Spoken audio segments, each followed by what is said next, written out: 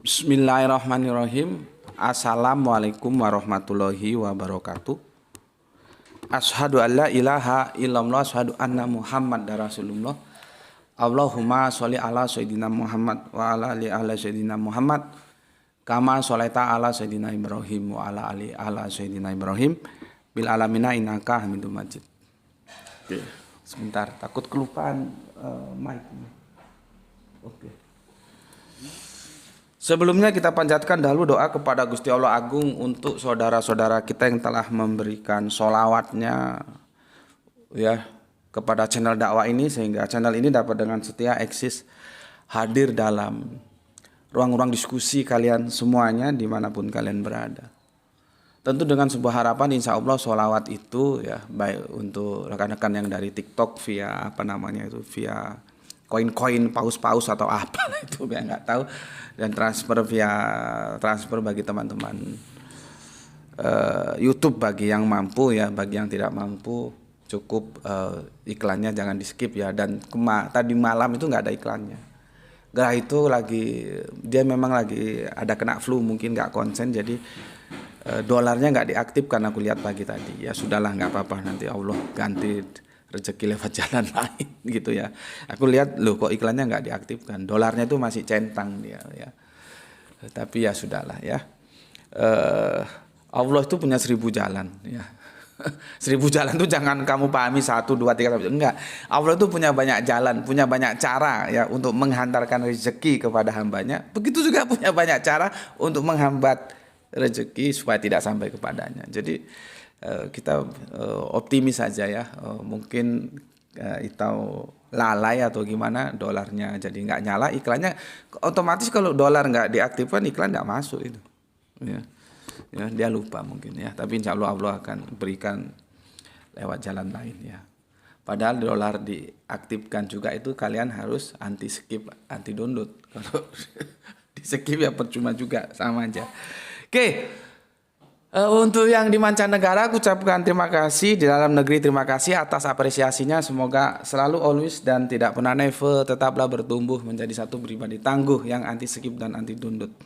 Bagi yang berkenan ya, bagi yang memang tidak punya kemampuan apa-apa ya dalam mendukung, dalam bersolawat kepada channel dakwah ini, cukup di-share aja linknya ya, di-share ya linknya ya, dan lewat anti skip dan anti download ya. Jadi aku juga berusaha memberikan banyak jalan untuk kalian memberikan sholawat kepada channel dakwah ini ya. Kita ketemu di virtual, aku tidak tahu kapasitas kalian masing-masing, tentunya beda-beda. Bagi yang berkemampuan ya secara finansial silahkan ya, ada sholawat dakwah. Bagi yang tidak mampu jangan skip iklannya ya, atau silahkan di-share gitu. Jadi banyak cara ya. Tentang kamu itu sebetulnya dalam kapasitas mana, itu yang tahu ya kamu sama Allah gitu. Kalau kamu gajah dan kamu memberikan semut ya, kalau kamu nggak malu sama Allah ya silahkan saja.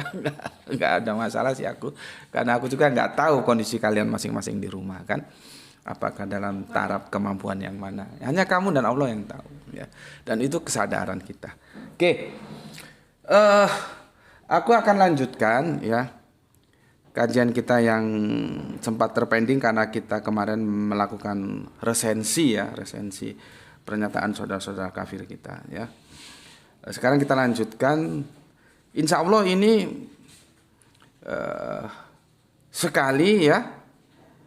Ini sekali dan besok penutup. Besok aku akan punya janji menjawab pertanyaan saudara Oskis ya, yang tentang bagaimana orang yang beramal baik itu kenapa masuk surga atau tidak masuk surga gitu ya. Besok akan aku jawab dalam pandang Islam tapi ya. Karena banyak orang sekarang seperti kemarin aku jemput Dok Ranti, terus ada seorang bapak, nggak tahu sih dia apakah sudah menjadi Islam atau tidak. Yang jelas anak-anak dia menjemput cucunya, ternyata cucunya Islam di sekolah Muhammadiyah gitu ya. Aku ajak sholat, dia nggak mau, dia bilang yang penting aku berbuat baik gitu. Ya sudah, gimana mau dipaksa juga nggak bisa ya. ketika kita sama-sama jemur waktu duhur, maksudku ayo kita sholat dulu karena Nduk Ranti itu kan sama dengan Mas Nyagra itu sekolah di SD Muhammadiyah ya di Jalan Melirang Kota Batu itu. Jaraknya dengan Masjid Taqwa itu nggak begitu jauh. Jadi maksudku itu anak-anak belum keluar sudah masuk adzan duhur, ayo kita sholat dulu gitu. Dia nggak mau, alasannya yang penting saya sudah berbuat baik, tidak pernah mengganggu orang, tidak pernah menyalahi orang, tidak pernah menyakiti orang gitu. Ya sudahlah gitu. Jadi artinya dalam Islam baik saja nggak cukup gitu ya. Insya Allah itu besok ya, itu menjawab pertanyaan dari Kang Mas Oskis, dan kali ini kita akan melanjutkan tentang insya Allah dalam perspektif Kristen itu ada nggak gitu ya. Jadi jangan kami pasti masuk surga. Aduh. Pak Pendeta, semoga channel ini ada yang menyampaikan ke Pak Pendeta ya. Ingat kata baginda Yesus, siapa yang meninggikan akan direndahkan, siapa yang merendahkan akan ditinggikan. Itu kesombongan teologismu kamu pasti itu pasti dari Hong Kong apa? Ya, pasti masuk surga, pasti masuk surga. Yesus sendiri bilang, masa gue mengada-ada kan? Silakan buka Injil. Siapa yang meninggikan akan direndahkan, siapa yang merendahkan akan ditinggikan. Terus kamu bilang kamu pasti masuk surga. Ada surat dalam Injil yang kalau aku membuat, aku begini loh ya. Makanya kalau orang kafir Kristen itu dari saudara kita menganggap aku itu tidak fair terhadap Injil, itu salah besar. Meskipun Injil yang dianggap, Injil yang diterima oleh kami Islam bukan Injil ini, bukan ini, ya. Ini kan Injil menurut Matius, Markus, Lukas dan Yohanes, ya, bukan ini, ya. Tetapi karena adanya ini ya ini yang jadikan bahan diskusi. Tapi Injil yang kami anggap, kami terima itu Injil adalah firman yang dari Gusti Allah Agung, dari Sang Bapa diberikan kepada Sang Anak. Kalau ini kan seperti hadis gitu loh ya. Yang aku sudah jelaskan dan fikanya ada itu. Makanya ini levelnya level hadis gitu loh. Tapi kan aku juga harus mengapresiasi teman-teman Kristen. Enggak, ini bukan hadis, ini Injil, ya sudahlah ya. Ya. Tapi yang sesuatu yang aku maksud, ya, begini loh, jangan pernah menganggap seperti itu sembarangan terhadap Injil. Enggak, aku tetap memberikan apresiasi. Aku mau nukil satu ayat ini. Ini supaya Pak Pendetanya yang katanya murtad itu telinganya dibuka ya, supaya gobloknya hilang, gitu ya. Jangan sombong lah, ya. Jangan sombong ngomong kami pasti masuk surga, aku pasti masuk. Belum tentu. Nanti sampai sekarang kan aku tanya dalilnya mana? Ada kalian pasti masuk surga? Kan enggak ada. Itu di TikTok enggak ada kasih ayat. Di YouTube enggak ada kasih. Nanti tak kasih ada satu ayat tapi itu bermasalah. Nanti tak jelaskan ya. Kan Yesus jelas ya. Ada orang itu di Injil mana nanti kamu cari. Aku kalau baca itu aku meresapi dalam hati supaya tidak sombong. Ya. Entah Saduki, entah Parisi, entah SNS gue lupa lah. Tapi SNS enggak, itu antara Saduki atau Parisi. Masuk dia ke rumah ibadah. Sudah begitu dia dengan sombongnya ngomong, aku sudah puasa, aku sudah memberikan persembahan. Aku sudah ini itu tetek bengek. Pokoknya mantap dah, sudah. Surga itu sudah menjadi miliknya lah. Anggapan dia seperti itu. Sementara di luar ada hamba Allah pemungut cukai yang tidak berani masuk aja, itu tidak berani, dia merasa banyak dosa, dia nggak berani masuk, itu dia nggak berani. Tapi apa kata Yesus? Orang inilah yang punya kerajaan surga, bukan itu yang sombong dengan amalannya. Ya, aku sudah berpuasa, aku sudah memberikan persembahan tetek bengek. Enggak. Makanya ya, setelah lihat kajianku ini, kafir-kafir kamu, dengar apa yang Yesus bilang, apa yang Yesus ajarkan. Baginda Yesus tidak pernah mengajarkan kesombongan.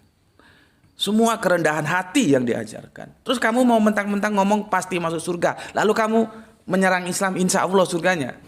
Goblok gue. Bismillah.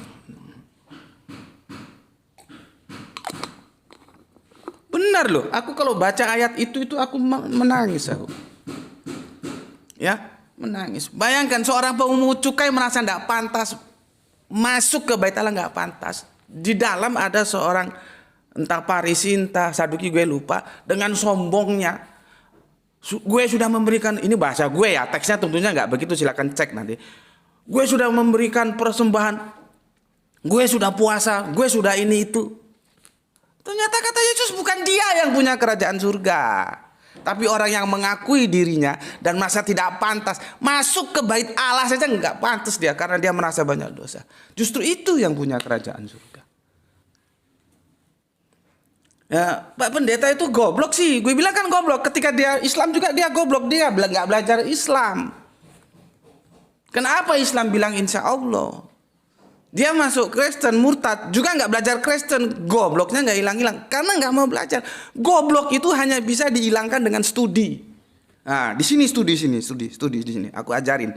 Nanti aku jelaskan bagaimana konsep insya Allah di dalam Kristenan. Dan kita akan nukil sejak perjanjian lama itu sudah diajarkan. Jadi dinullah itu satu garis. Gitu loh, satu garis. Kita kan anak-anak Abraham, gitu. Ya. Kita anak-anak Abraham. Sekarang kita bahas insya Allah dalam kekristenan itu ada enggak? Ya, sebelum ke sana, aku akan carikan untuk kamu. Ya, aku kan bilang di mana pasti masuk surga itu di mana? Pasti itu di mana? Enggak ada toh? Yang bisa jawab? Ayatnya di mana? Enggak ada toh? Oh, goblok. Coba baca ini. Kamu kitabmu sendiri nggak pernah kamu baca. Tolong tap-tapnya ya. Kamu baca Roma 5:9.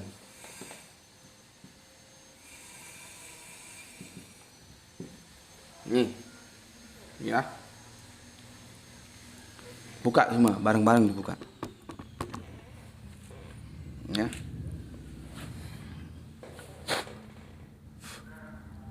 Sudah? Sudah ya? Oke, aku baca.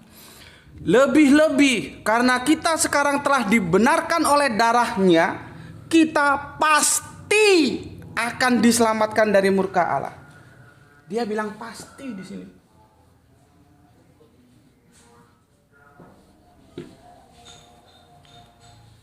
Nih. Pasti. Ya. Pasti, gue curiga sama ini ayat. Berani-beraninya ngomong pasti. Gue cek, gue coba sandarkan kepada Roma 4:10.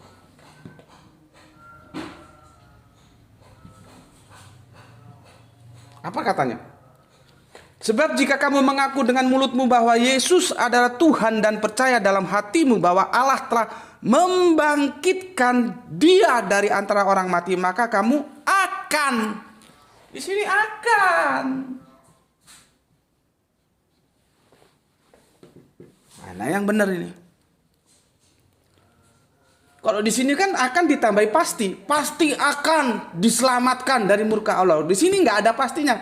Akan diselamatkan. Jadi konteksnya masih akan.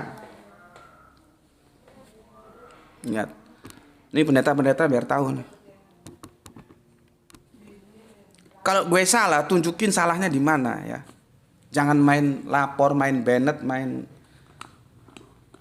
report. Gue paling benci yang gitu. Gue juga kan bisa aja gue salah kutip, salah apa. Kalau gue salah, tunjukkan salahnya di mana. Sekarang gue tunjukkan sama lu.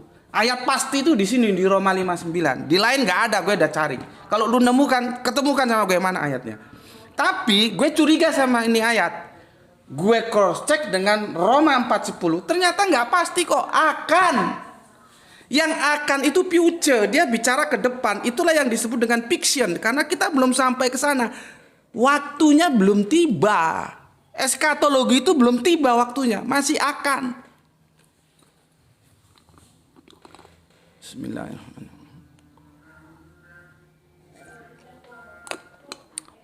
Teman-teman Islam tolong dihajar terus itu tab-tabnya ya. Supaya dia tangguh, semoga tidak ada kendala sinyal ya. Ya maklumnya wifi ini kelas ekonomis ini. Ya. Ya. Kelas ekonomis. Jadi kadang-kadang terkendala. Tapi kita doa semoga ini tidak ya. Oke. Jadi aku katakan ya, akan bukan pasti. Gue curiga ini ayat. Setelah gue cek, nanti lu cek. Gue mau tampilin nanti kelamaan. Lu cek ya. Lu cek itu ada di hub ya. Terus ada di interlinear Bible ya. Bible. Ternyata di originalnya ini kagak ada. Nggak ada pasti itu. Sekarang kalau kamu mau tanya sama LAI. Bagaimana ceritanya ketika diterjemahan kok bisa muncul diksi pasti? Itu yang namanya eisegese. Dia tidak tunduk terhadap teks, tapi teks itu ditundukkan berdasarkan dogma yang sudah terlanjur dia terima. Pasti masuk surga, pasti masuk surga. Orang Yesus gak ngajarkan pasti loh. Dapurmu goblok posta pasti wae. Gitu ngaku pengikut Yesus. Baginda Yesus itu tidak mengajarkan kepastian. Karena baginda Yesus sendiri tidak pasti. Kok bisa Gus? Bisa, nanti kita lihat di ujung kajian ini. Kemarin aku sudah bilang, bagaimana kita akan memberikan keseluruhannya tentang keselamatan kita, sebuah garansi terhadap sosok yang dia sendiri tidak bisa menggaransi keselamatannya sendiri. Itu loh. Makanya kan gue bilang, konsep soteriologi salib itu banyak masalah. Gue bukan Gus seperti ini nyerang Paulus. Enggak, ketika Paulus benar gue bela. Itu Vikanya, lihat video kajian gue. Subandite Sukoco, lihat. Aku membela Paulus. Karena Paulus benar di konsep teos. Aku bela. Ketika ada mau menggeret-geret dia ke Tritunggal, ke oneness, enggak. Dia masih memegang syahadat sema. Tapi ketika berbicara tentang soteriologi salib, aku kritik. Itu namanya fair. Ketika benar dibenarkan, ketika salah disalahkan. Tapi mengkritisi juga harus memberikan solusi. Nanti aku kasih solusi. Artinya kalau nggak ngikuti soteriologi salib, harus ngikuti apa? Ada solusinya. Bismillah. Ya. Ya, jadi ini ya. Setelah aku cek, ternyata kata pasti ini nggak ada. Ini ditambahi, silakan konfirmasi ke LAI di Salemba sana. Kenapa Pak? Kalau tanahnya baik-baik, insya Allah mereka akan menerimamu dengan baik-baik ya. Artinya kan bertanya, jangan menyerang, jangan. Kita ini kan dialogis. Tanya aja Pak.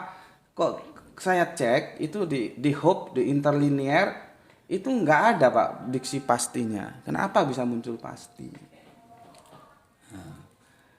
Dan aku konfirmasi dengan Roma 4:10 itu akan, bukan pasti. Maka seharusnya Roma 5:9 itu diterjemahkan begini.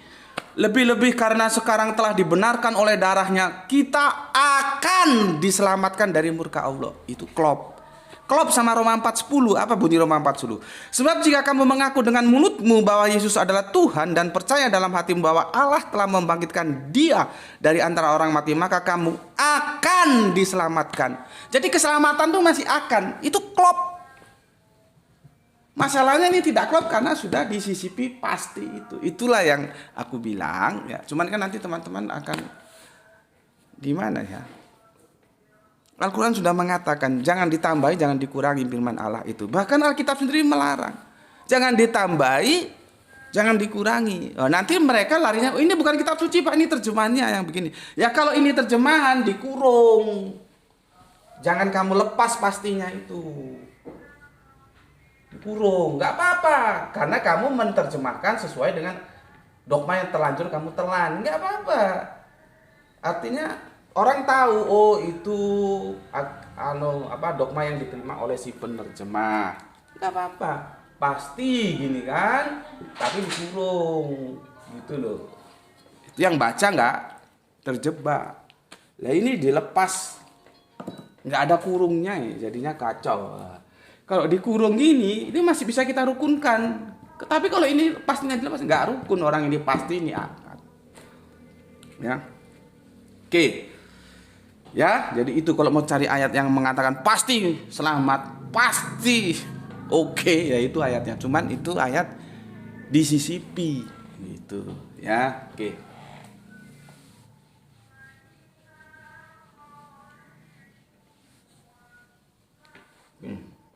Bismillahirrahmanirrahim.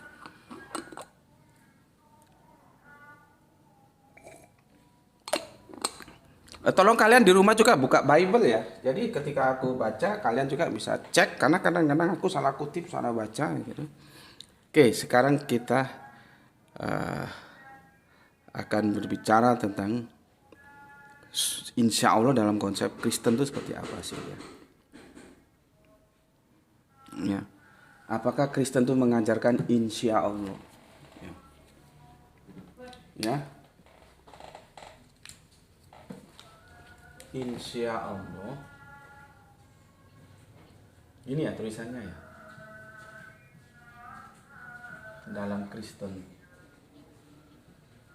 Itu ada enggak? Ya.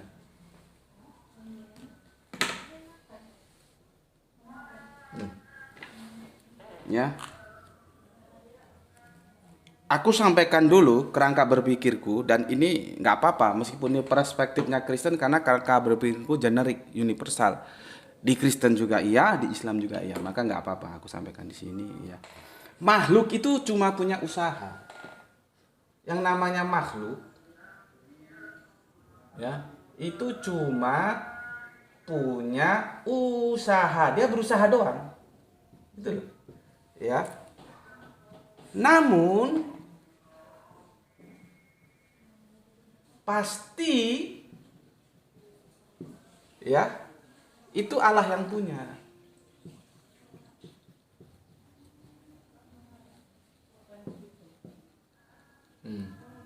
Ini yang GM ini. Ini kata-kata gue, lu masukkan dalam otak lu. Ya. Makhluk, gue, lu, kita semua itu cuma bisa usaha, tapi kepastian dari hasil usaha itu Allah yang punya. Kamu ke gereja ya, terus memberikan perpuluhan, kalau di gerejamu masih menjalankan perpuluhan ya, itu kan punya Yahudi, tapi ya nantilah kita diskusikan tentang perpuluhan itu sebetulnya berlaku atau tidak. Ya, jangan yang bau duit kamu ambil, tapi yang tidak bau duit nggak diambil, itu kan jadi masalah juga. Ya, ya. Kamu rajin kebaktian, ya ikut jemaat mana gitu, terserah kamu. Perpuluhan kamu bayar semua, oke lah. Itu cuma sebatas usaha ini loh. Kamu nggak punya pasti. Petentang-petenteng goblok, pasti masuk surga, pasti masuk surga. Ini pernyataan gue, ini general ya. Ya, untuk siapa saja. Ya, makhluk itu cuma punya usaha. Gue juga usaha, gue ke masjid, gue puasa, gue semampu gue memberi. Artinya gue memberi itu sebatas kemampuan gue gitu. Ya. Puasa itu ada puasa sunnah, sholat itu ada sholat wajib, sholat sunnah juga gitu. Semua itu sebatas usaha. Kepastian masuk surga atau tidak itu biar Allah nanti. Karena otoritas ada di sana, bukan di kita. Dan kekristenan juga kan begitu. Itu kamu bayar perpuluhan ke gereja, kebaktian ke gereja, itu cuma usaha. Bukan pasti masuk surga. Repot kamu itu. Posta pasti cangkemmu goblok gue. Ya. Oke, sekarang kita buka ayatnya satu persatu. Ya.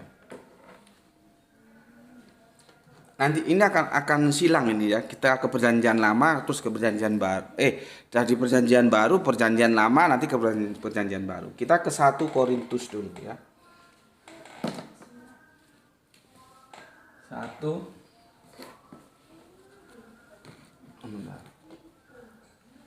Satu Korintus. Itu kafir-kafir tuh buka. Ayatnya buka. Bibelmu buka, goblok. Kon nyocot ae. Kalau ngaji sama gue itu buka Bibelmu. Nanti kalau gue salah, lu bisa kritisi gitu loh. Ya. Yang Islam juga buka. 1 Korintus 3 ya, ayatnya 20 sampai 21. Ya. Aku bacakan.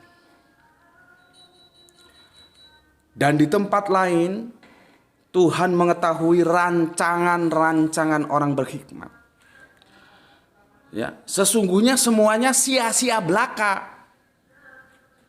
Karena apa? Karena janganlah ada orang-orang yang memegahkan dirinya atas manusia, sebab segala sesuatu adalah milikmu.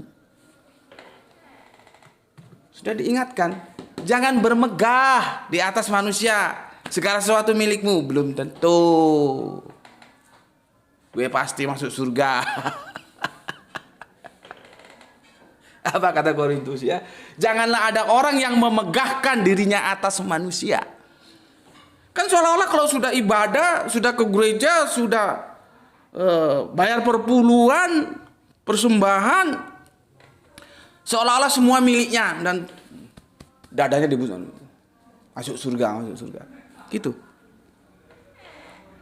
Lihat yang gue nukil di awal tadi, bagaimana apresiasi baginda Yesus kepada pemungut cukai. Bagaimana apresiasi baginda Yesus terhadap si Farisi atau Saduki itu yang ngomong saya sudah puasa, sudah ini, sudah itu. Jadi nggak usah petentang-petenteng lah. Ya. Oke.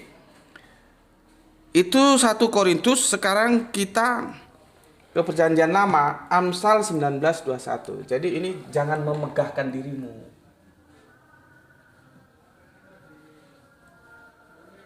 Ya, jangan memegahkan diri, ya.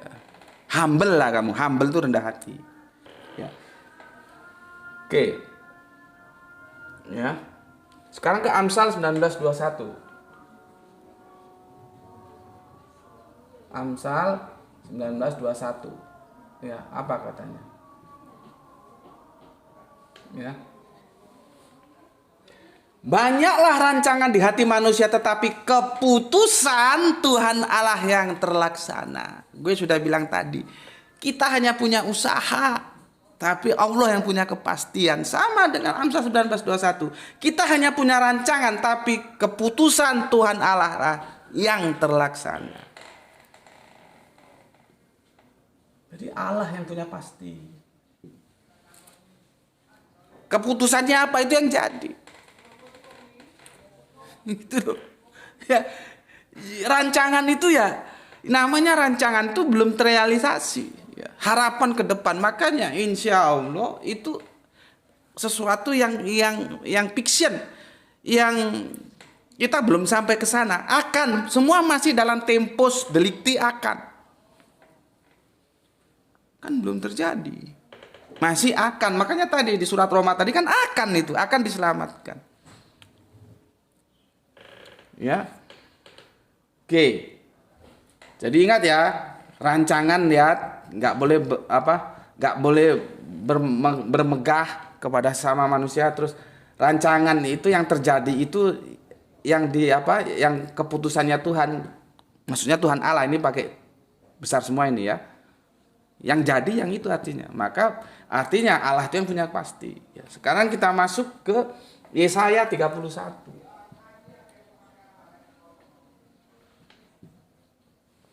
Ya, apa katanya?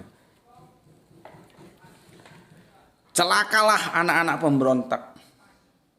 Demikianlah firman Tuhan, yang melaksanakan sesuatu rancangan yang bukan daripadaku, yang memasuki satu persekutuan yang bukan oleh dorongan rohku, sehingga dosa mereka bertambah-tambah. Pertanyaan gue, soteriologi salib itu rancangan Tuhan bukan? Gitu loh. Ya, bahaya. rancangan yang bukan dari Allah, ya, itu ditolak. Ya, aku ulangi kata Yesaya. Celakalah anak-anak pemberontak, demikianlah firman Tuhan yang melaksanakan suatu rancangan yang bukan daripadaku. Celaka. Ya, yang memasuki suatu persekutuan yang bukan oleh dorongan rohku, sehingga dosa mereka bertambah-tambah. Sekarang lu gue kasih PR.